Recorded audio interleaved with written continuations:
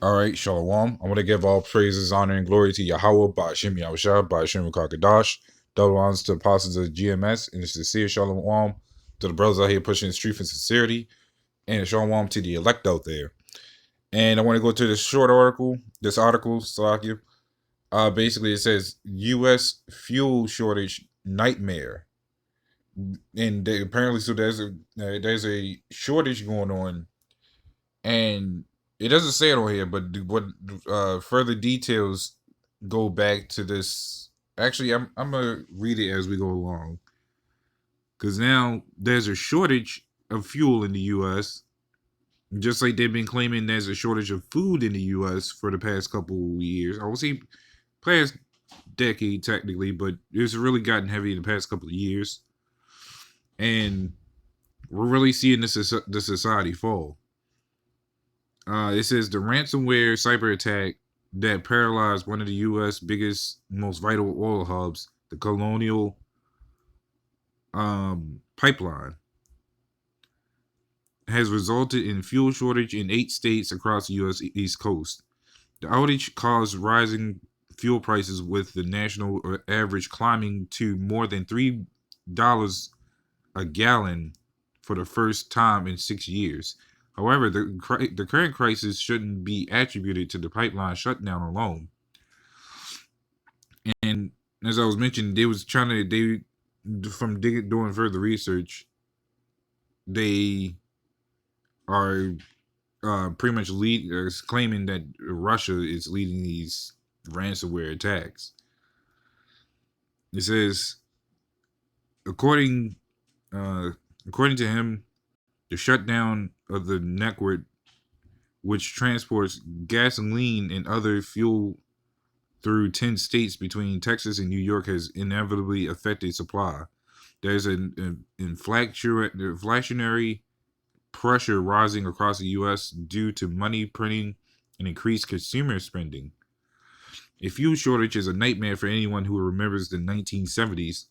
Life is about to get very scary in the U.S., and that's very true, because a lot of people, I can't even say a lot is an understatement, but basically everyone that owns a vehicle or even drives a vehicle, even going for work, back from going from your ordinary car, from your regular cars to your CDL trucks and all of them, all there's more drivers than people that's not driving. So that's a lot of gas that people are gonna need. So this is Isaiah 24:11. It says, "There's a crying for wine in the streets. All joy is darkened. The mirth of the land is gone." And that would be that. We're already seeing it, but it's really gonna get dark when all this kicks off. Everything starts going to down in the gutter, and there's no one saying anything happy or joyous. Everybody's trying to find a way to escape the hell that's going on. Meanwhile, trying to retain that same mentality that this is the best place ever. Well, I can't see how this place is still the best place ever is literally when this place is literally a third world country. Basically, there's more deaths. There's more people being homeless. Food is running out now. Gas running out. People quitting jobs in the medical field and soon the police field, especially if they get cut from the money. So the hell is about to get worse out here. Really, only a matter of time. No, don't clue when that's going to happen. But America's never been known to really bounce back from anything. They still trying to heal from all the other shit that's been going on, including primarily the stock exchange, which that's not going to recover ever. Um, let me see, and it says, actually, let's go down further. It says it's in those regions that we are now beginning to see gasoline shortages at the pump are that are becoming more widespread. In the rest of the country, fuel supplies are unaffected. Yeah, for now, until everything starts going down. So this is Ecclesiastes 12:4. It says, "And the doors shall be in the streets when the grinding, so like when the sound of the grinding is low, and he shall rise up at the voice of the bird, and all the daughters of music shall be brought low." So that's everything in this society. Everything that's been going for the steady pace to make profit, all the profit is going to drop. I'm talking about as far as market profits. All your gas, your foods, your stores, your entertainment, electronics. I mean, even the phones. Um, Health, medical supplies, even because they even show that in some of your apocalyptic movies where they had to go out search for medical supplies because there's none at hand. See, that's why it's a lot of people here that soaks up a lot of resources, and ultimately that's why Esau want to have a population control because there's so many consumers and not enough, and soon not probably not enough to even keep mass producing all of it. So we're seeing a decline of the society's management, especially since this place was meant to fall anyways. Everything is very limited. There's never always an infinite amount of supplies because that's never been a thing. The only reason Esau's been able to do it so long is because the Lord made it so.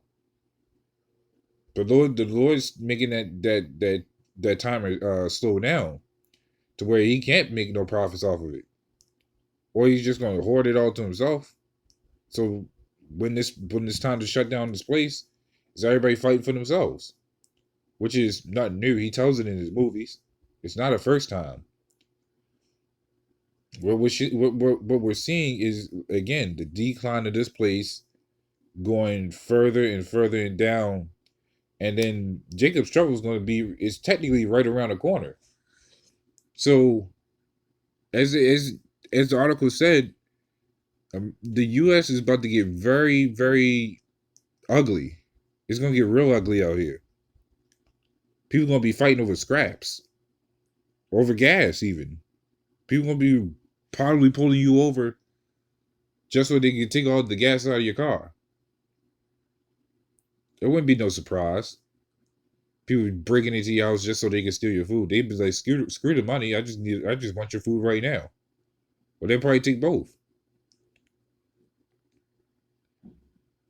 But when this place falls, the money won't matter anyways. But they'll it's everybody for themselves, and that's why we got to remain strong in the Lord to keep doing what we're doing, so we can be saved out of that mess.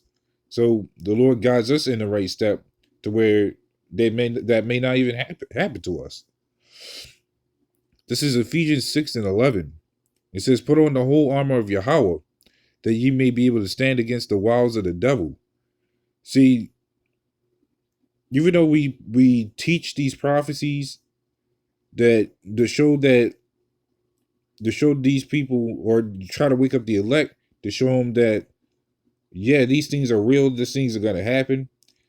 Meanwhile, we also got to keep in mind that we got to stay faithful and we got to keep praying for the protection and the guidance, because it's easy for us to speak these things, but when it actually happens, it's a different ball game, and none of us know how we're going to react to that. None of us are really fully prepared for that because now, from birth, no one taught us how to survive or how to do what we do, or even no one's even prepared for really apocalyptic ways. So we always keep these bear in mind that we pray that through Jacob, through all this, that the Lord keeps us strong and keeps us on a straight path. Because again, this place is about to become even more treacherous. Things are going to happen, like just like even with the um people protesting, causing all riots, and then falls over Israel. Then it's basically all out war strike on there. You're gonna be seeing some crazy stuff out here.